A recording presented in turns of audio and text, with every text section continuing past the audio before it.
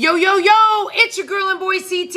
I'm Cindy Barnes. And I'm Travis Barnes. And we are the founders of the Overcomers Podcast. The Overcomers Podcast is designed to help you overcome adversity and live your dreams. Every week we will be sharing stories of people who found their strength in their struggle. The Overcomers Podcast is sponsored by Journey 333, and that's a lot of threes, so let me tell you what it is. It's fitness, coaching, and nutrition. It is a place where we help you to look better, live better, and feel better, and it is mind, body, spirit. Today, we're going to help you get your mind right with our special guest. Well, hello there, Overcomer Nation. I am Cindy Barnes. And I'm Travis Barnes. And we're the founders of the Overcomers Podcast. I am super excited because today we get to do this live in person. So this is really cool. Normally, I'm introducing somebody and then we bring them on, but you're on camera right now, Jeff. So let's talk about it. Jeff is an extraordinary coach. He is now the owner of Fitness Quest 10, which for those of you who don't know, that is also the gym that Todd Durkin started. And I can't wait for you to share your meteoric journey with Todd, because there's so much to talk about with Jeff. And I identify with his story in a very personal way because he's overcome some of the same adversities that I had to overcome to get to where I'm at today. And so I can't wait to just have him share a story. Yeah. So Cindy, what do you think? We get right into it? I think we're going to get right into it. I would love for you to tell us what has been your biggest adversity you've had to overcome to get to where you are today. Absolutely. Well, first of all, I just want to say thank you to these two and to Todd, who we just mentioned, because it's people like Todd and Travis and Cindy here that have been the biggest inspirations in my life. I already am getting goosebumps saying that because, I can remember 10 years ago when I was a brand new employee here at Fitness Quest 10, and it was a mentorship event or something. And I remember hearing about your story personally, and it hit so close to home, and we'll talk about that today. But a lot of people do know my story that are part of our Fitness Quest 10 community. But for all of you overcomers out there, I just love the name of that podcast because I battled major drug addiction through my 20s, and I was somebody who had it all. I was like given life on a silver platter. Not that I didn't work hard to get to college, and I was a Division I wrestler, and so there was a lot of hard work in school and sports and stuff, and I had all the family and all of that stuff growing up. It wasn't like bad neighborhood, divorced parents, or anything like that. I grew up in a good neighborhood, went to good schools, had great parents, great family, everything. But my lifestyle in high school and college led me to have a nasty battle with drugs through my 20s that just about killed me and just drugged my parents and my family and all the people I love through incredible, pain and suffering and depression and all that stuff that addiction does to families. I feel like we don't go through anything significant unless it's to be a benefit to other people. So one key benefit, when you say your lifestyle in high school, what was that lifestyle in high school that led to those problems in your 20s? Yeah, totally. It was the kind of, that cliche thing of like the gateway stuff or whatever, to be honest, a lot of my friends were able to in high school, drink beer and then smoke weed and maybe try some party drugs like Coke or pills or whatever, and do that maybe for a little bit here or there in high school and college, and then move on with their life and have careers and families, etc. And there's certain people, myself being one of those, that it can't, whether it's a genetic predisposition or just the use of certain substances over time, where it kind of rewires your brain and my personality and everything. I think I'm an addict. Yeah. Through and through. And I've thank God I finally at some point accepted that and realized that for me to be able to live the life that I want to live and have a family and hopes and dreams and career and everything like that, is that I just got to be sober. Yeah. And being sober has been the biggest blessing in my life. All of this that I have today is a direct result of my sobriety. Wow. And I know that sometimes it gets harder now. I'm 9 years plus past my, I'm over 9 years sober now. And the farther I get away from those days of depths and despair and stuff, it's hard to kind of go back to those days and remember really how hopeless and scared, depressed, and just those the worst days that my addiction brought on me and my family and my wife, who I dated during some time when I was still in my disease, and you dated her during your disease, and she's with you today. Yes. Sounds like a woman I know. Thank you for highlighting, though, that addiction is a disease, and the only cure for that is abstinence, right? We can't just mess around with it. So thanks for highlighting that. What was the rock bottom of rock bottoms in your addiction? It's hard to say, because honestly, like that last time I went to treatment, my last time I went to rehab, and I ended up staying sober from that point. February 10th, 2013 is my sobriety date. And I left Fitness Quest 10 and gave all my hugs to my teammates here, because I had a relapse and nobody around here knew. But just prior to that wasn't my like lowest low. Mm-hmm. I'd had many times in my 20s where, overdose and trips, long trips to jail, and, other things that were more, I guess, rock bottom hit me, and it wasn't enough. That you can't get scared sober. Like I had nights where I had a night where I overdosed, got out of the hospital, and went right back to the house I was at, and started using again. Where I had to have paramedics revive me, right?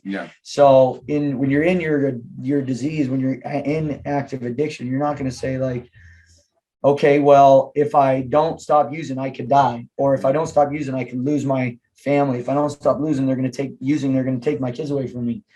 That's not, when you're controlled by drugs and alcohol, there's nothing more important. That's a terrible thing about, addicts and alcoholics. There's a ton of amazing, great people out there that, kind of get labeled by their families and society and stuff, and I understand why, that they're shitty people, excuse my French, or they're bad parents, or they don't care about their kids, or they don't care about their family. But it's like, it's not really the truth. The truth of the matter is they don't have control over they've lost control. And so they have this irresistible urge for something that's just destroying their lives, and they can't resist it, or they would resist it, and they would put other things first.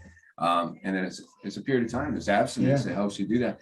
So now I'm remembering that it was after you started at Fitness Quest 10 that you had your last relapse. And, you're talking about giving some hugs, and sometimes that's a very it's a rock bottom type of thing. Like I remember joining Todd Durkin's P10 group, and I'm like, well, I'm gonna have to tell him eventually that I've been to prison, because it's feeling like I'm share my full resume at some point. I'm like, are they gonna kick me out? And what was that like for you to relapse while you're here? You get a taste of this environment, this culture, these people that you want to be part of, and then you relapse. And when you were giving those hugs goodbye, did you think that you were going to have a way back to come back? I think that I was 29 years old when I went to rehab the last time, and I had been working at Fitness Quest 10 for about a year. And you talk about people or things coming into your life, right when you need it, or when you need it the most. And I've been battling drugs and alcohol, mainly drugs, through all my 20s, and I met my wife. She was a friend of my sister, and she was a big integral part of getting me sober. And that was the reason I moved to Scripps Ranch. Like I moved to this community here, having no idea about Fitness Quest 10 or Todd Durkin or anything like that. I moved here because she lived here. Wow. And so she said, hey, if we're going to make this work, you want to get your life back on track, you got to move out of your old town and neighborhood, et cetera. People, places, and things go by. But still, that's not enough. People can relocate. Sure. If they don't have there you are. They don't have the support system or the community or a different lifestyle. So I moved down here to Scripps Ranch. I answered a Craigslist job. I saw Fitness Quest 10 director first impression on Craigslist. Came in here and I got hired in this place in this community. And Todd had an immediate impact on me. And it was like that first time in my adult life up to that point in my 20s where I said, hey, wow, like this place is amazing. I could see myself doing this. This could be my career. And so that's what inspired me. But I did have that relapse, and I had 1 year of sobriety, 1 year working here at Fitness Quest 10, and I relapsed. My wife had gone back east to Columbia for a master's program, and when she left, I had a little bit of a squirrely time there, and I relapsed, and that last time it was like I had a taste of a good job and community and career and future. And I had this really great woman in my life, and my family was kind of coming out of this, they were in prison by my disease for my whole 20s. So they were starting to see this hope and like, oh my gosh, Jeff's doing good. And he's working at this awesome gym and he's got these great people and mentors in his life. And I almost, lost it all again. That last time I remember sitting down here with Todd and we're sitting right here on this desk, facing each other right here. And he's just going like, Jeff, like, we love you. We support you. My wife had gone to him and told him that I had relapsed and stuff and that I was using again. And I said, don't worry about your job. Don't worry about, this job and this, and we'll all be here for you, but you need to go get yourself right. And so that was the last time I went to treatment. That was February 10th of 2013. And I went to rehab, and I remember sitting in rehab and I was 29 years old. And I was just like, man, like, I'm about to be 30 years old. I've been destroying my life for the last 10 years. I remember studying for my personal training certification while I was in rehab that time. And I got out, and thank God, because you can't control that. Like, people ask me, what was it? And I'm like, I don't know, but I'm so grateful that that was the turning point, because a lot of people, as you guys know, they don't get out of it. And they don't get that, so. Well, Cindy has a belief and a core value that's love conquers all. And she talks about loving me through it and loving other key people in our life, through things. And I will say that about Todd. Todd's an awesome human being. I remember when I was writing Journey Fitness and I wanted him to just read to page 11 to see if I was still going to be able to stay in the P10 group. Like, that was my way of revealing it. So I was writing the book that revealed my addiction and incarceration. And honestly, I went to bed that night thinking, am I still going to be allowed in this group? Because these are some really great people. It makes me emotional to think about us. Like, these are some really great people. And maybe they're going to feel like I shouldn't be in this group. Maybe I'm like a stain to them or something, and he came down the next morning and gave me a hug, and it felt like he had more respect for me than he ever had before. And you just can't be enough said about having the right people in your life, because like this culture, this community with Julie and everybody that you had at Fitness Quest 10, that may have been a bigger rock bottom than sitting in a jail cell, because, prior to that, maybe you don't really have that taste of what it could be like outside of your addiction, but then 100%. You knew. Yeah. And so then you studied for your trainer certification. So you go to rehab, you come back, and then you're like, wow, okay, here I am. Now I'm going to try to move from director of first impressions as a front desk job. And what'd you tell him? You said, I'd like to try to do some training too. Or so ever since I got the job here at the front desk, because I have my athletic background and being a college athlete and stuff, I knew that like fitness and training was something I loved. Despite my addiction through my 20s, I remember those days of being real active and fit and being in the weight room and stuff like that. And so becoming a trainer was my goal from when I started here. I was still battling though, I still had, battling, still trying to get out of my addiction. So when I got out of rehab and I got my training certification, it was like, all right, I'm going to do whatever I can and become an intern. I was working at the front desk, but I was also helping out with I was Janet, Janet's right behind us out here training. Janet had a boot camp for years here that was started by Anna Render, and it's called Misfit Boot Camp. And I was like her intern for that. And I helped her and learned a lot from her. And so I've learned a lot from my teammates here at Fitness Quest 10, and Todd and Janet and Jeff King and, Ryan Rogers, all these people that have been here for so many years. And so I have just an amazing group of colleagues here that have taught me so much. And so I started learning about, got my certification. And, being at the front desk, I'm a guy that I love people. That's like, I think being a trainer, you gotta love people, because that's it's hard. If you don't like being around people, I don't recommend getting into training. Totally. But if you love people, and so at the front desk as a director of first impression, I love that job because I connected with everybody who came in the door. And so as I got my training certification and started training, I was kind of like I hit the ground running, and I was eager for growth. And I did have this people always look back and say, hey, would you take those years back? Or, of course I have regrets, and there's regrets about, Yeah. the damage I did to my family during that time. There's regrets about, shortcomings that I felt like I could have or should have done in my like athletic career or even my, academic career. And, but, that time period, becoming a trainer at age 30, that was really when I started, like my career. Because, drugs were my 20s. 29, I got sober. 30, I started training people as a trainer here at Fitness Quest 10. And the experience that I had of going through that addiction and the gratitude that I had for being sober and having this like light and this opportunity ahead of me, and combine that with this kind of feeling of like, oh my gosh, like I'm 30 years old. All my friends and my teammates from college and these guys, they've all started families and have careers, and they're, lawyers and veterinarians. Like, all my friends from college and growing up, they were 10 years ahead of me, I felt like.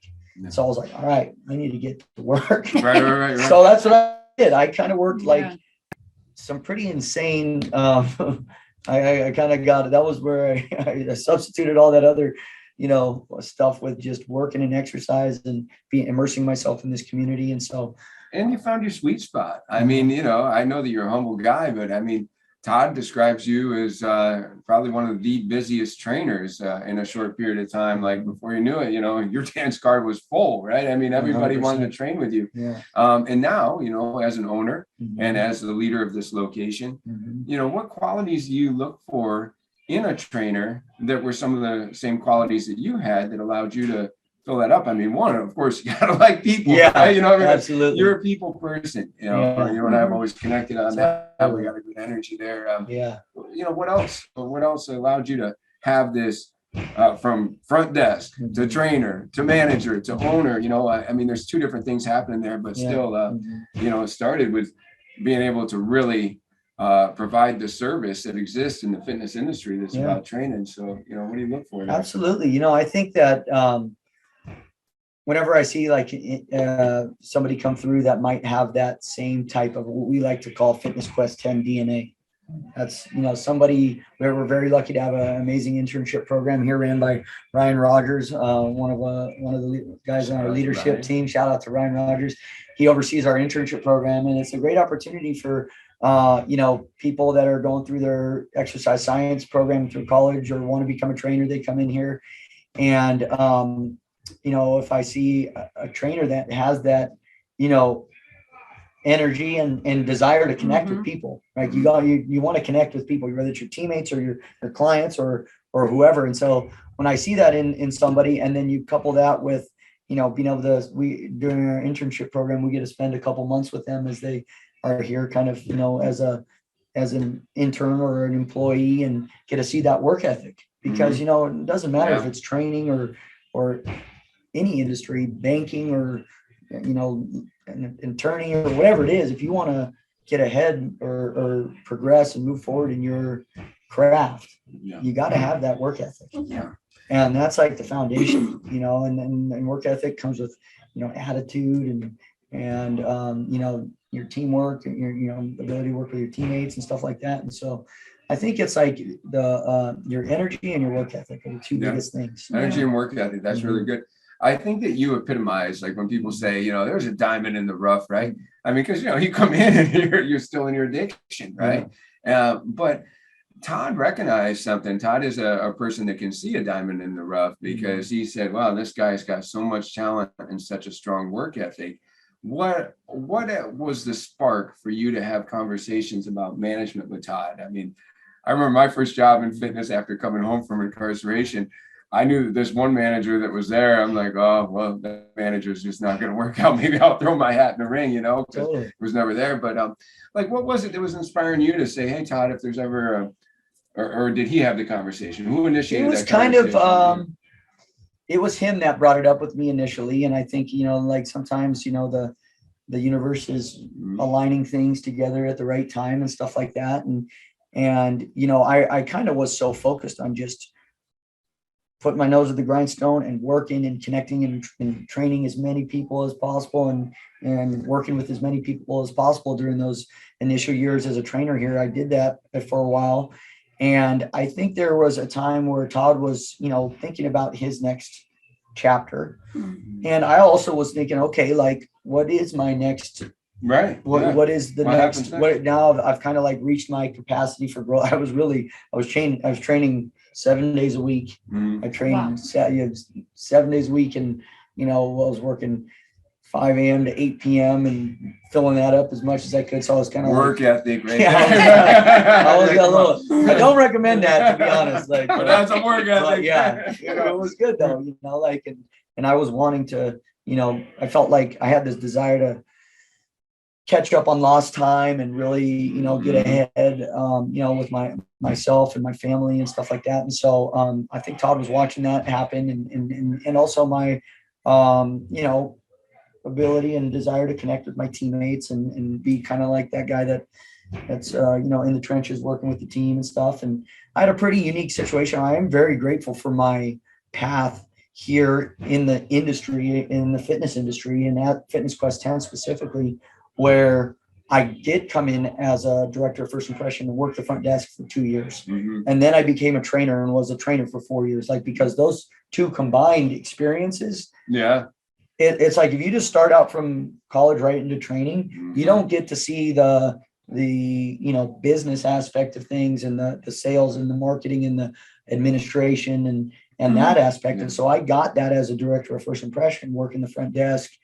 And then I became a trainer, and so got that training experience. So it's like the combined two gives you that good foundation to be able to now step into like, management. Now, you can see how to marry the two. Like I've been a trainer, I've been a director of first impression, so those are the kind of like, roles that we have on our team here. It's either like you're a trainer, a massage therapist, or a Pilates instructor, or you're working by appointment based, that's, I understand the aspects of that type of a job.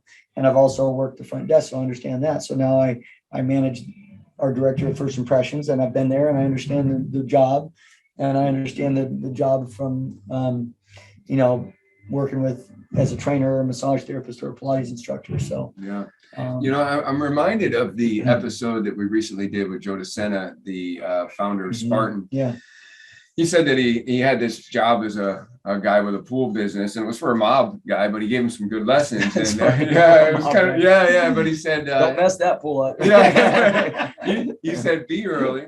He said, I hired you to do the pool, but straighten up the lawn furniture, do the windows, and don't ever have your hand out to get paid. And so your story reminds me of that, because you did more than what was expected, working 7 days a week. And, you were wondering what was coming, but you don't have to ask for what's next. If you do more than what's expected, you have a strong work ethic, because what's next is, I was like, I think I want this guy as my manager. He's here 7 days a week. He's on fire, right? Absolutely. And then Todd starts thinking about his evolution and what will happen with Fitness Quest 10. And I'm sure that that was probably the same way that the conversations initiated for ownership. Absolutely. Right? Yeah. I remember having that first conversation with him, and it was kind of like, hey, Jeff, would you want to consider moving into a management role here? And I was like, absolutely.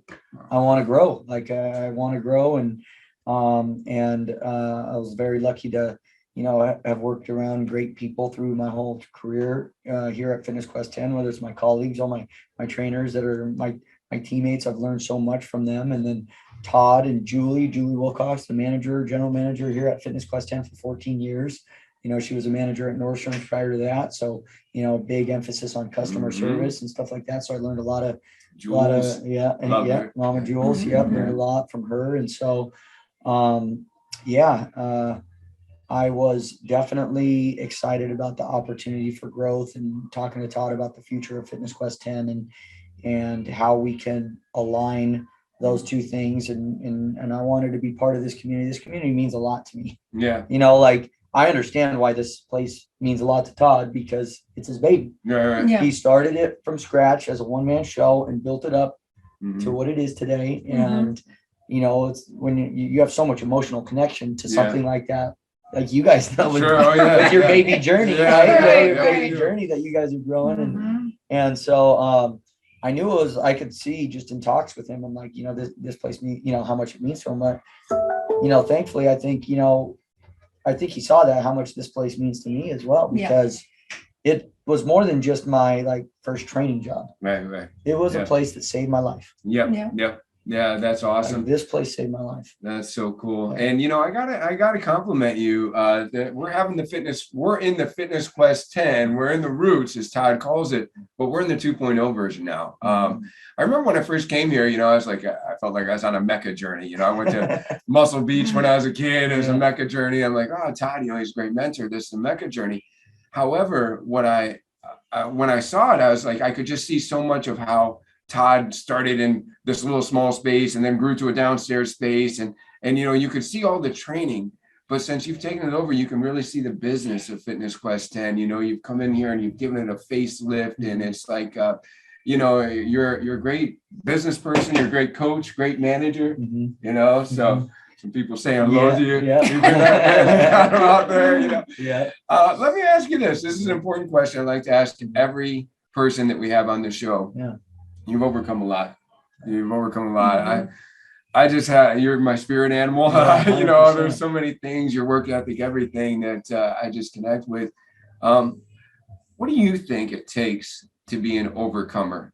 For our audience, like, what are the tools, the strategies, the mantras, the resources, the anything that you've used in your life to go from addicted, incarcerated, rehabs, all this stuff. I'm sure that your now wife was probably ready to give up at times, family's ready to give up, share with our audience, if you will, not only what you've done, but maybe if they have somebody in their life that's struggling, that hopefully they'll share this episode with, just what you think it takes to really get there, Yeah, absolutely. And, and I bet you can understand from this kind of experience too, like, people give you a lot of kudos for turning your life around, right? Like, from like you have, and I want to tell you, Travis, like I remember reading your book when I think I might have been in rehab it was right around that time. But I remember how much of an impact it had on me. Just the inspiration of like, wow, this guy did 10 years incarcerated, and now he got out and started working at a gym, and then opened up his own gym. And I remember that inspiration of hearing your guys' story and you sticking with him. I just related so much between me and my wife, Sam, going through. Yeah, you guys have always. I'm so honored to be a small part of your journey. 100%. Yeah. And so the things that helped me the most, number one, was having a community of people that supported me and wanted, like this Fitness Quest 10 community. That's what we do here. We support each other and lift each other up and help each other get better, and the staff here and the clients and the members. And so the community was the biggest thing. And so a community can be a million different things for people out there. And mine, for me, it was Fitness Quest 10, a very unique community, I think, here, because we've been around and we have a long time culture and community here and stuff. But AA was big for me in the beginning, like going to AA meetings and having that community of people that were sober and trying to help other people get sober. And I was so resistant to that for so long. Like, didn't want to like be in AA for the rest of my life or be sober for the rest. This was in my early 20s. I was so, and so whether it's AA or it's church or it's a gym or it's a, whatever kind of group of people that you can surround yourself with that want the best for you. That aren't drinking and using with you, or aren't, even though they could be good people, they might, if they're still drinking and using, and that's making you drink and use, and not that they're not the right people for you to be around right now, and so I've heard Todd say in his presentations, he said, whoever does not increase you will eventually decrease you. So, when you're looking to level up in your life, you want to be on a clean journey, get around some people that are going to help you with that, right? It's like, and it's a different, like, that's why you're in the mastermind. Right, sure. It's just a different type of community, but that's what you're doing. You're trying to get around them to level up. So for me, getting sober,